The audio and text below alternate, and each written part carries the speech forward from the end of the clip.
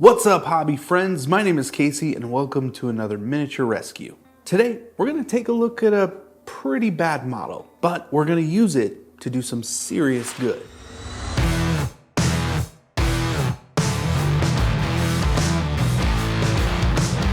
This video is sponsored by World of Tanks, but more on that in a little bit. There are days when I'm in my office and I don't know what to do. I have no plan. What am I going to paint today? Nothing looks particularly interesting right now. I've painted orcs, I've painted monsters, and even done a fair amount of 3D printing. I have plenty of models to choose from, but sometimes I find it difficult to pick something up and get started. This week, I thought we would try something new. I'm just gonna casually go through my minor hoarding problem and look for something fun.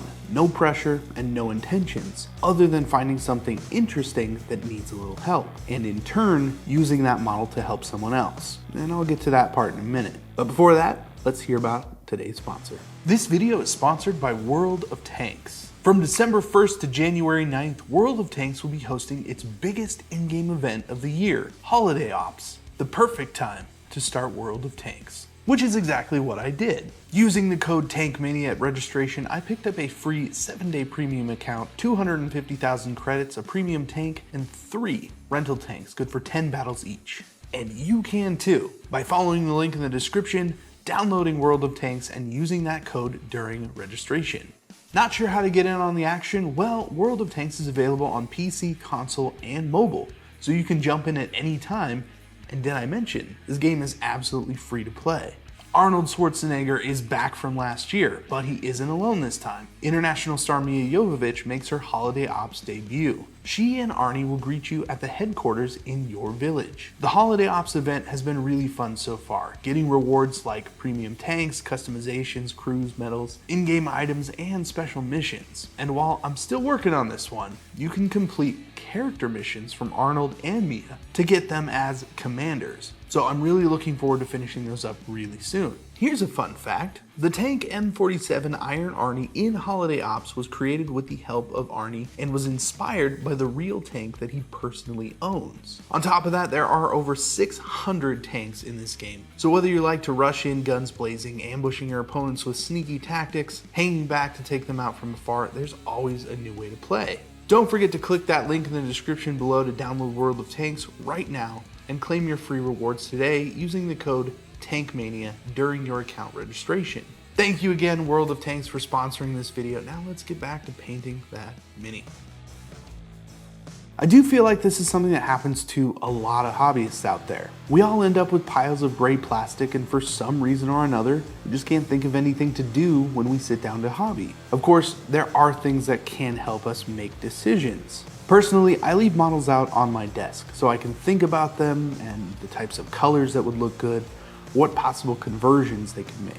They are out and top of mind, so it helps get the ideas flowing on a daily basis when I see them, even when I just walk by them. Sometimes I'll just clean up, just pick up the hobby space, look around, imagine what types of projects I could tackle and how that could be beneficial to others if I make a video. Today though, I'm just gonna rummage, open boxes, grab things I haven't looked at in a while, and just see if something sparks my interest. Now, this is usually my last resort because generally, I like to have a plan when going into a project. But this is a great way to get out a few minis and set them on my desk for later. And more often than not, I've completely forgotten about half the things I have in these boxes. So it's always a nice surprise when I come across something that I wasn't expecting.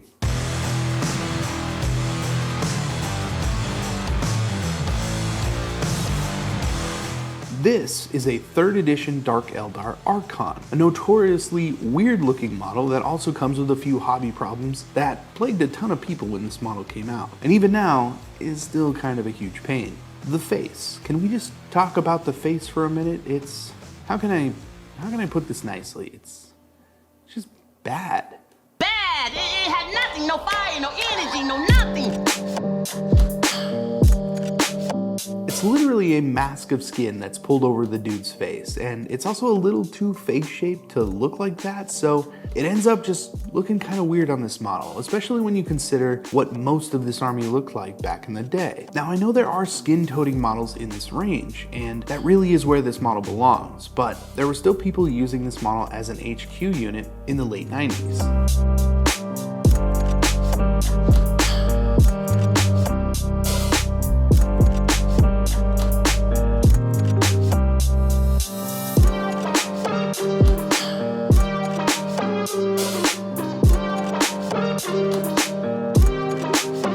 model came out in like 1998, so I totally get it, and in all honesty, I think it's a unique looking model and not something you're gonna see anymore. The other issue that has plagued hobbyists in regard to this model is how terrible the arms are for the model. When I started playing Warhammer, I didn't know how to pin pewter models together. So glue on top of glue on top of glue was applied in order to hold outstretched arms like this onto a metal mini. That also means that most of these guys you come across on the used market are either missing arms completely or just sold as a complete but broken model. A little paper clip and a hand drill totally fixes that problem. But as I said, when you're young or you just don't know, more glue seems like a good idea. So this model is gonna get cleaned and painted today. We're just gonna get it done. And we are gonna use it for something really worthwhile. After this is all said and done, I'll be putting this model back up on eBay starting at 99 cents with free global shipping, and 100% of the proceeds from the auction will go directly to the Nova Open Charitable Foundation, which helps tabletop gamers band together and support a multitude of charities, including the Breast Cancer Research Foundation, Doctors Without Borders, and Fisher House Foundation, just to name a few. The link for the auction will be down in the description below. And thank you all for taking the time to check it out and helping out a great cause. Alright, so I have a model. Now it's time to do something with it. The first thing to take care of will be that old paint. I'll get out my sonic cleaner and give this guy a nice hot bath. Once he's been in for a while, I'll take the model out and scrub it off with a toothbrush. If there's still any paint left on him, I'll let him soak for a little bit longer. After cleaning pewter models like this, I always like to use a Dremel with a soft wire brush attachment to really shine up that metal. That way I can get the surface of the metal to look its best before we put any paint on it. It's also a good way to get into the model and really make sure it's clean. Luckily, I am pretty sure that this particular model that I got from eBay has actually been pinned. There wasn't any excess glue around the claw arm and it hasn't fallen off yet, which is truly a miracle because I was fully expecting this thing to come apart as soon as I touched it. Sometimes you just get lucky. Although one of the horns did fall off, so I did have to file that down a little bit and glue it back on, but it's such a small thing compared to doing the arm that I don't really mind. There were also a few mold lines left on the model, so I used a sanding stick to flatten those lines out. Next up, I want to put this guy on a base so he can be played on the table in a more modern army. I went online to see what kind of base a modern version of this model sits on, but weirdly that information wasn't available. Normally it's in the model description on the Games Workshop website. For some reason this one is just missing. After looking at a few other sources, it turns out that this guy is supposed to be on a 25mm base. Well, that's just too small. His feet will be hanging over the edges and I hate that. This model needs something a little bit bigger. I checked my base drawer to see if I had anything fun and I came across an old cork base that I made for some mini a while back. But it's 32mm and I think that'll work great for this model. Now you can always go bigger on bases because it's technically a disadvantage in gameplay to you, but realistically that probably won't matter if you're just trying to have fun, and it looks better this way anyways.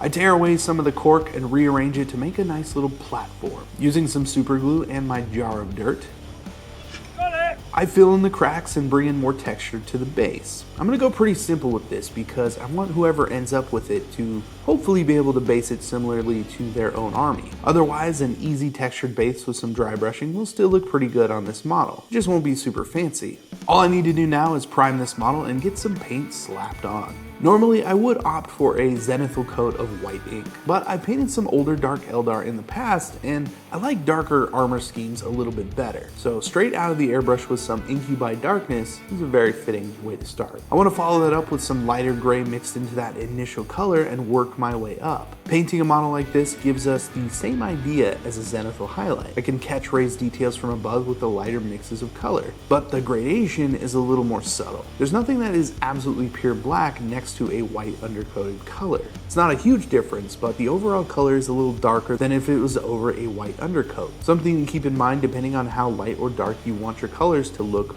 by the end.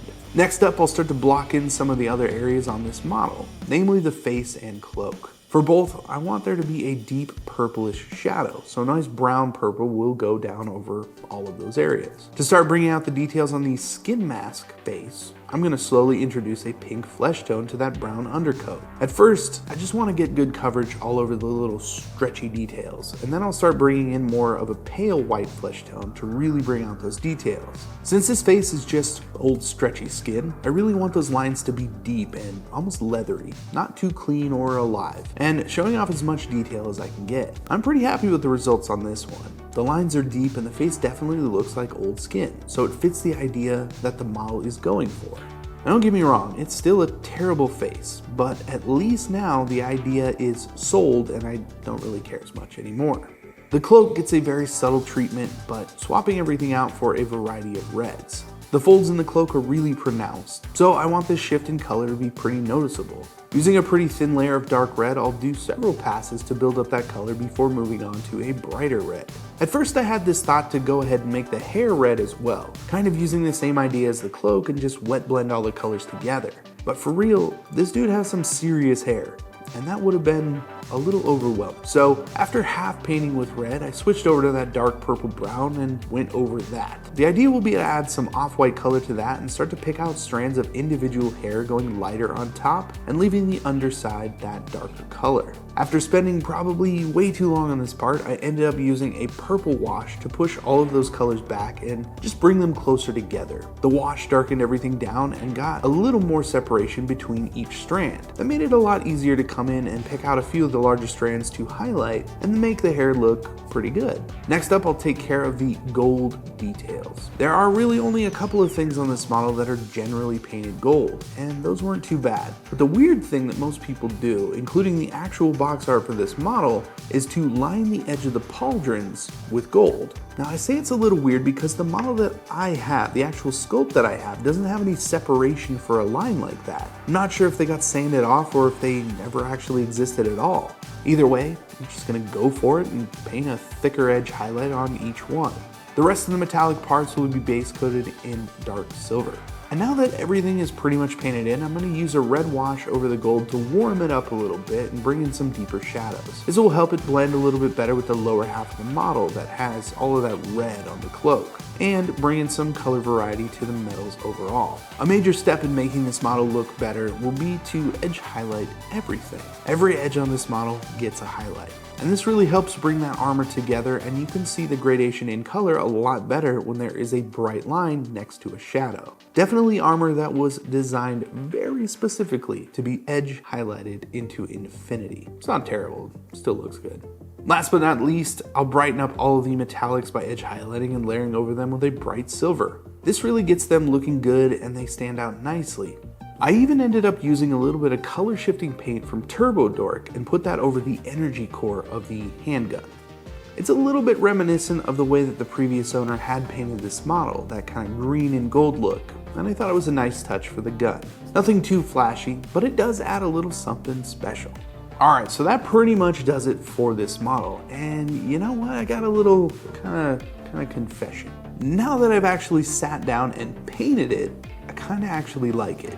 And this really does go to show that you never know about a model until you see it painted the way that you actually like something to be painted. The only painted versions of this model I've ever seen are the official Games Workshop one, and the kind of not so great ones you find on eBay that are usually broken or half painted. I don't particularly care for the GW one either. It definitely doesn't make me want to like this model, but now that it has colors that I like and the skin mask looks more Leatherfacey, I'm much more likely to buy into the idea of this type of army. Even doing a quick look at some of the models that are within that side of this army, I'm kind of intrigued and I want to look into that more. It's also nice just to kind of take it easy and pick something off my shelf that looked fun. It was a nice change of pace and something that I think I would like to do more often. Just picking something up that already looks interesting and being able to explore the rabbit hole that it presents makes the whole process much easier to get into. I definitely recommend that if you are in need of a good palette cleanser or just want to take a break from painting an entire army, just pick up a model that excites you and spend a few hours throwing paint around. I can pretty much guarantee that you're going to feel better for having done so, and your more serious project will benefit by having you refreshed and ready to get back to work. And don't forget, This model is up on eBay right now, and 100% of the proceeds from the auction are being donated to a very good cause. Links are in the description below. Thank you again for joining me on another miniature rescue. If you liked something about this video, please feel free to like, share, and subscribe, as it really helps out the channel. Once again, I'm Casey, and I will see you in the next video. And of course, here is the completed Dark Eldar Archon. Thanks again.